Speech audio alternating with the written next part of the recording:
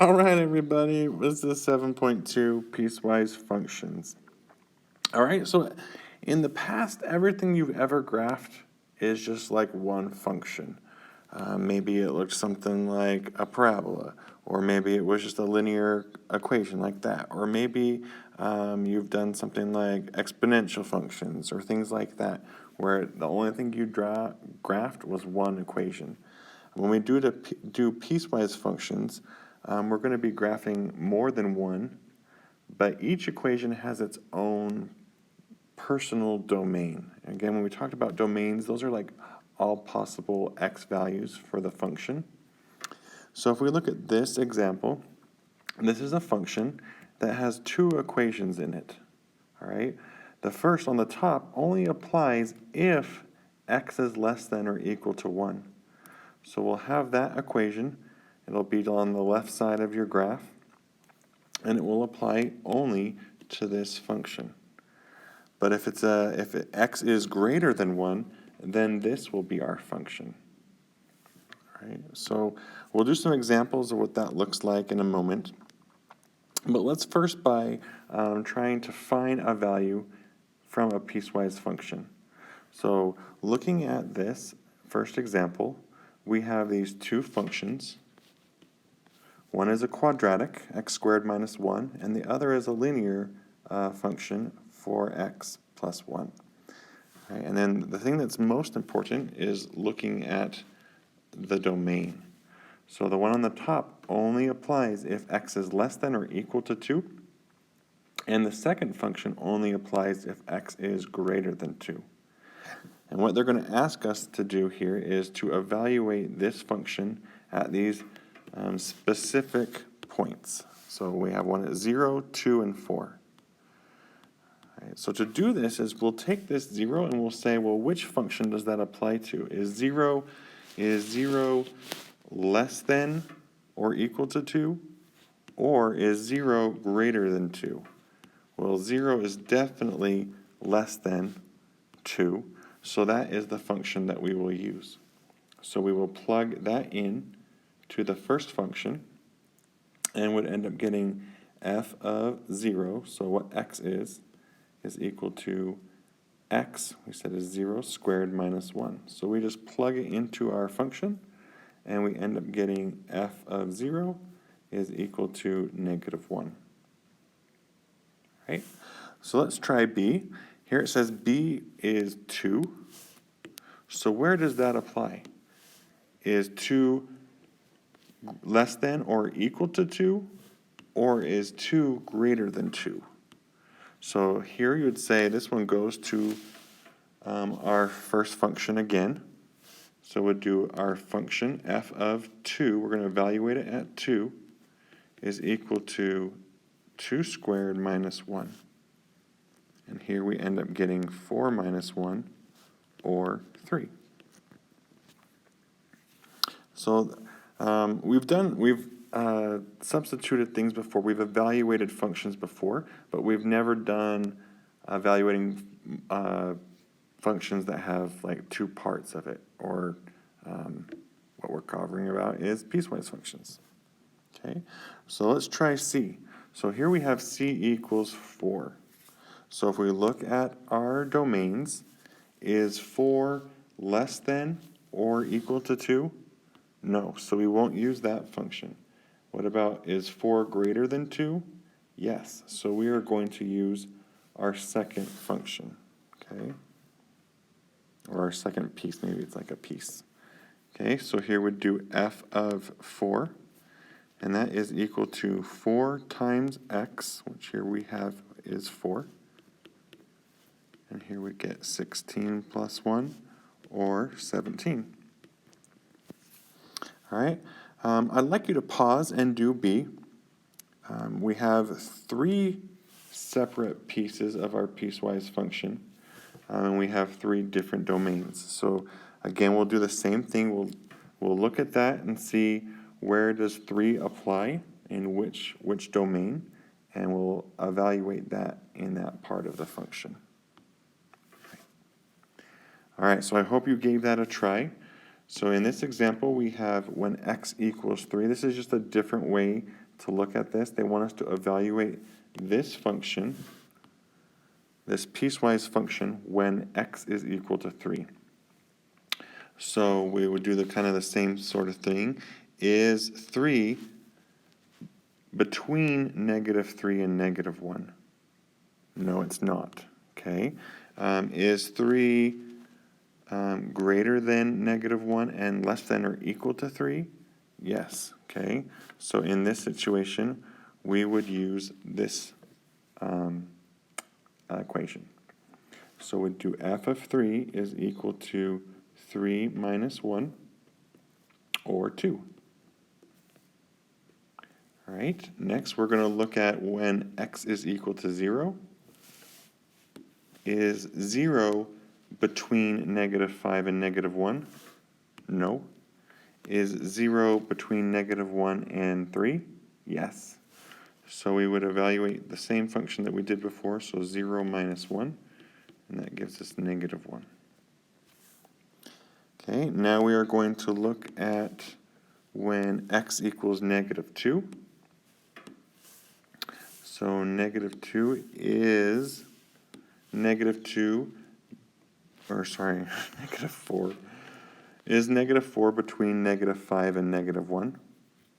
And here we'd say yes. So this is the function we're going to use. So 2 absolute value of -4. And again, absolute values make anything be positive, so 2 absolute value of 4 is 4. And then we'll get 8. Last but not least, f of 5. So when we want to evaluate our function when x equals 5, is 5 between -5 and -1? Nope. Is 5 between -1 and 3? No. And is 5 greater than 3? Yes. So this is the function that we would use this time. So that is equal to x plus 1. So x is 5. X plus 1 squared. Again, PEMDAS, we want to do parentheses first. So 5 plus 1 gives you 6. And then we'll square it. Okay, so that is evaluating a piecewise function. If you have any questions on that, please let me know. You just want to look at the x value, see which domain does it apply, and then we plug that into that function. Okay. All right, so here we're going to do a quick review of graphing these different types of functions. We have for A we have a quadratic, for B we have an absolute value, and for C we have a linear equation. You're going to be using those for our piecewise. So in the past, above here, we just evaluated when x equals some number. But we're also going to learn how to graph piecewise functions. So we have these different equations, we need to graph them, but we need to remember that it only applies to those domains. So it's good that we do a quick review. If you remember how to do all of this, then just skip to the next page. Pause if you want to give it a try. So here this is a vertex form for a quadratic, which means that this is our h and our k. So our vertex here is going to be -1, -3. So remember, when you pull that h out, it's going to change its sign. So we have our vertex right there. And then we look at A. A is 1. So we're going to do 1, 3, 5. So we'll go over 1, up 1, over 1, up 3, over 1, up 5. Okay. Again, for graphing, I'm okay if you want to just use your graphing calculator and then like looked at a table and filled in those points. At this point, you've learned how to use your graphing calculator, and if you'd like to, you should. Okay. Here is an absolute value function. We covered that last time. Again, we find our vertex. Our vertex here is going to be 3, 2. So 3, 2 is right here. And then instead of using like our 1a, 3a, 5a, as we did for our quadratic, a gives us our slope. So here a is negative 1/2. So that means it's our rise over run. So our rise is negative 1. So we go down 1, and then we go over 2. Down 1 over 2. So that is our right side, and that's all we'll use for our slope is the right side, and then we will mirror it to the opposite side.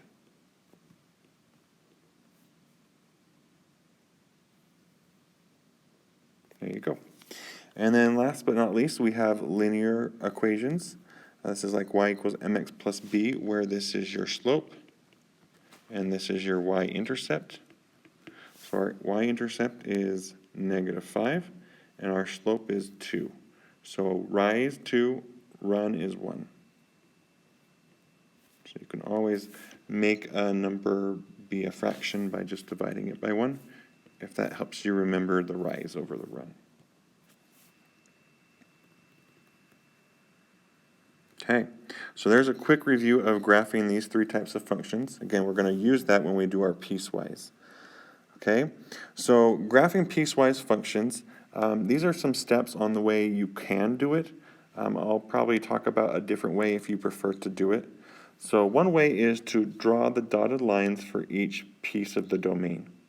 All right, so if we look at this piecewise function, you see that our function is broken into two domains. We have one where we have x is less than 2, and we have one that's greater than or equal to 2. So when it says to draw dotted lines on the graph for the piecewise functions, we want to break that graph into those two parts. So what cuts this graph in half is the 2. So we can do dotted lines. Okay, and that's basically saying that whenever x is less than 2, we're going to graph this function. So anything over here, we're going to use this first function, and then everything on this side, we're going to use our second function. All right, so that's your first step, is to separate your graph based off of your domains. Okay.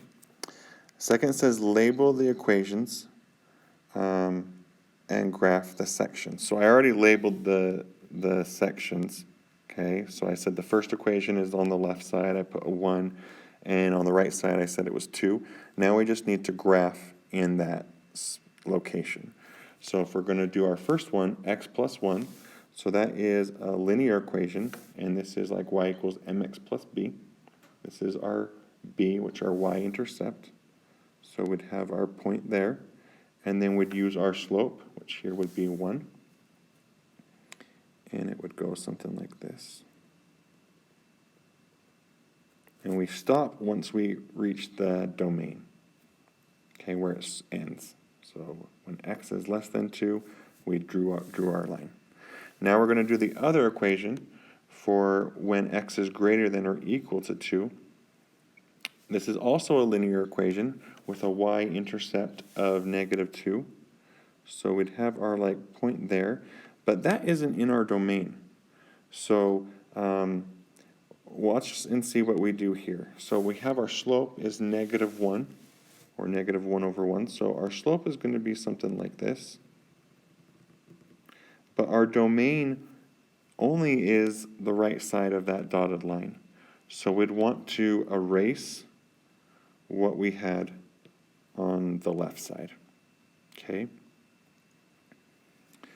All right, so now we have our two functions that we graphed. We have their piecewise. The last thing we need to do is look at their end, or their end behavior, okay? So the ends of those lines. So, so step 3 was to graph each equation in the designated section. Do not cross domain lines. So here we had those dotted lines and we didn't cross it. And then it says use intervals for open holes and closed points. Okay, so we need to talk about this over here. If you have an open hole, something like this, okay, That is when you don't include that. So if you have an inequality, something like this or something like that, the end of that point will be open, telling us that we're not including that point. If it's closed point, where it's all filled in, then that's when we have like less than or equal to or greater than or equal to. So that's where we include the value. So let's look at our equation. We have x is less than 2, but it doesn't include that value. So here we will need to leave that as an open hole. And maybe that didn't, let me try that one more time so it's easier to see. Okay, so nice and open means it's not including that value.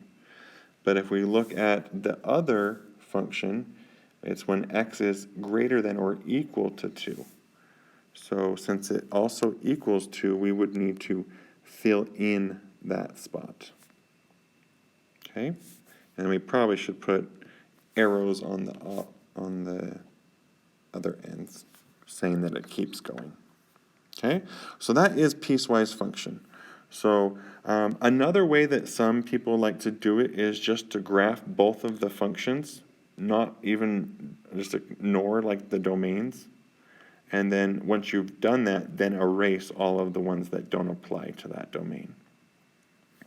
Okay, so maybe we could do one like that if you'd like. Okay, so pause and give this one a try. Give it an attempt. I know it's kind of tricky maybe right now, but see what you can come up with. All right, so here we have two different functions. Y is equal to 6 when x is between -3 and 2. And then it's the other function when x is between 2 and 8. So this is like a linear equation where our slope is 0. So another way you could write this would be 0x plus 6. So we have our y-intercept of 6, and then it has a slope of 0. So if I drew the whole domain, like everything, it would look something like that. But we're only going to apply it to between -3 and 2. So here I am going to just erase the ones that isn't in the domain. Okay, so I drew my line. If I want to do my endpoints right now, I could. So at -3, it includes that. Okay, so it's x is greater than or equal to -3. So I'll fill that one in. And then on the other side, x is less than 3 or 2. It doesn't include it. So I'll leave that one open. All right, now I'm going to do my other function. So this is kind of like I said, another way you could do this is just to graph the whole thing and erase. So here I'll do this for the other one as well. So we have our y-intercept is -3. And our slope here is -1/2. So we go down 1/2, down 1/2. Okay. And you could do the whole thing if you wanted to. And it will look something like that. But then we look at our domain, it only goes from 2 to 8.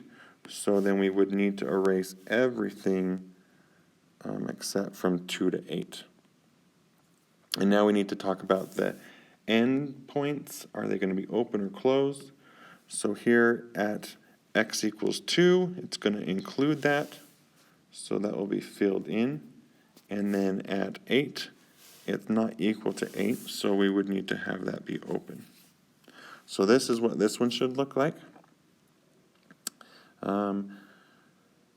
Yeah, so last year I had like 3 functions. Like we had an example of that at the very beginning, like this. I will not have you graphing when you have more than 2. I know these kind of take a little bit of time to do and to kind of get used to that. So I hope it's okay that I only do 2 functions for each piecewise. All right. So let's try a couple more if you want to pause and try. If you get to the point where you feel like you're good, you can kind of skip along. I know this video probably will end up being a little longer. All right, so I'm going to go back, and the rest of them I'm going to do the way that I did before. So here I'm going to label the dotted lines for my domain, so it's either going to be less than or equal to 1, or it's going to be greater than 1. So that means we're going to have like this. Graph is going to be separated by this, okay? So on the, when it's less than or equal to 1, I'm going to say that's my first function. I'll do it on that side. And then on this side, I'll do my other function. So first I'm going to plot my first function. So this is a quadratic. This is vertex form. It's just h is 0. So h is like our left or right. So it's not going left or right, but it is going up 4.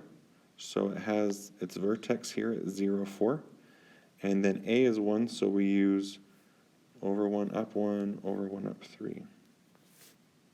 And here we make sure we stop after the domain ends. Okay, and then here it says it's equal to 1, so we'll have that nice and big and included.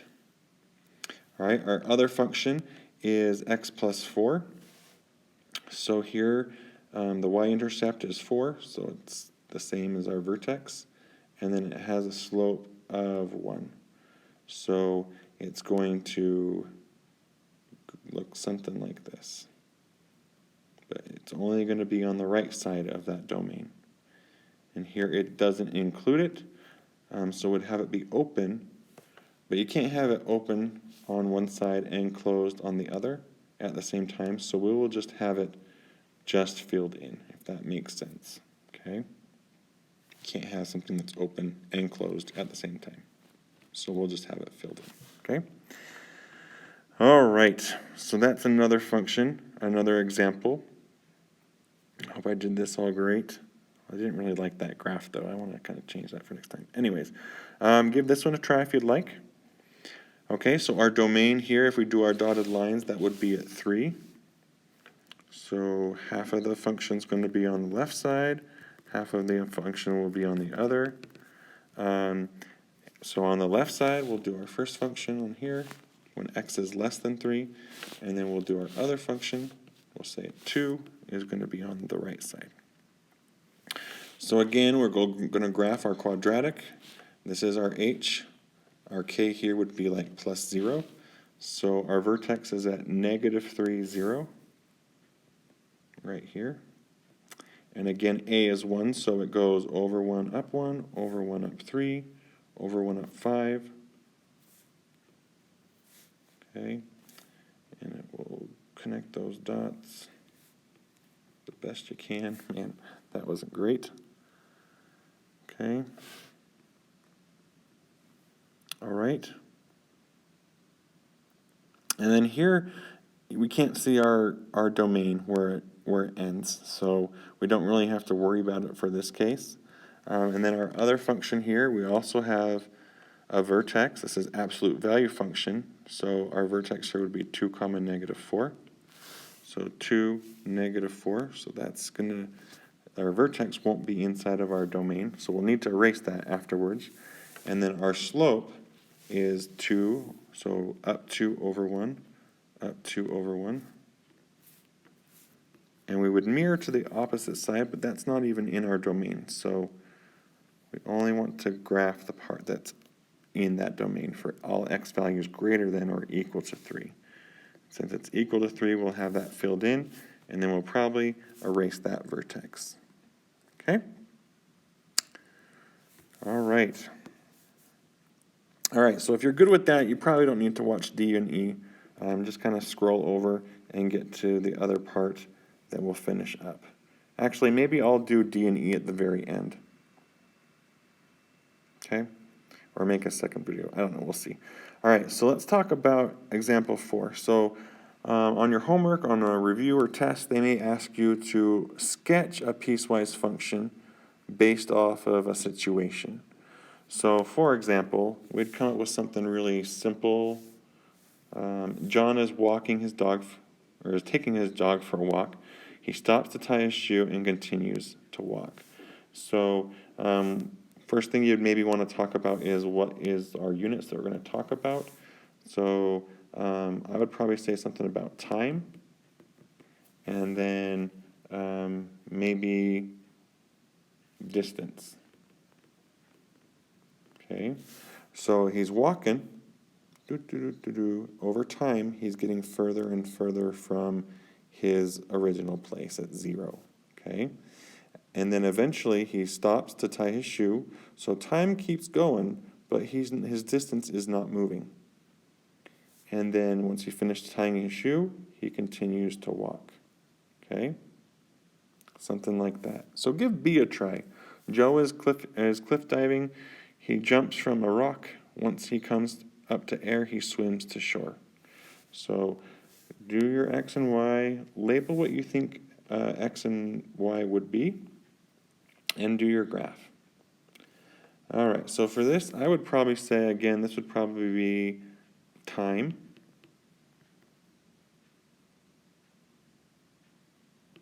Or maybe, I don't know, maybe I would, no, never mind. I think I would probably do distance. And I would do like height. Okay, I mean, you could do anything as long as it makes sense. So we have Joe. He maybe jumps off. Okay, something like that. And then he lands in the water, comes up, and then he walks to shore. Okay? So here for a piecewise, I'd probably say I would need 3 piecewise functions. So one would be a quadratic, here would maybe be another quadratic, and then here would be like a linear. Okay? But we don't need to write down our equations, we should come up with an example that would make that work. All right, and then the opposite is where we describe a situation that could be modeled by the graph. So here we had something that described a function and we drew it, and now we're going to do the opposite. So something like this. Pause and see if you can come up with something like that. I've seen lots of different things. One thing I've seen is like an airplane, if I can even draw some sort of airplane, okay, is going up, reaches its like altitude, cruising altitude, travels, and then comes down to land. I've seen lots of things like temperature, like you turn your oven on, it gets preheated, you cook your stuff, and then your oven cools down, something like that. You could do so many different things. You could go on a walk, you sit at a park for a while, and then you walk back home. Lots of different things, okay? So come up with something for B. See what you can come up with. And pause if you haven't. Okay, so I would say, I don't know, for me, I would say maybe I threw a ball, it landed on a driveway, and that was slanted and it rolled down the sidewalk. Okay, or what else could you do? You jump and then you land and slide down a hill, or I don't know, lots of different things you can come up with. Hopefully you came up with something. Okay, all right, well that's it. I will continue to do D and E if you're interested. If not, you're done. Okay, we'll see you later.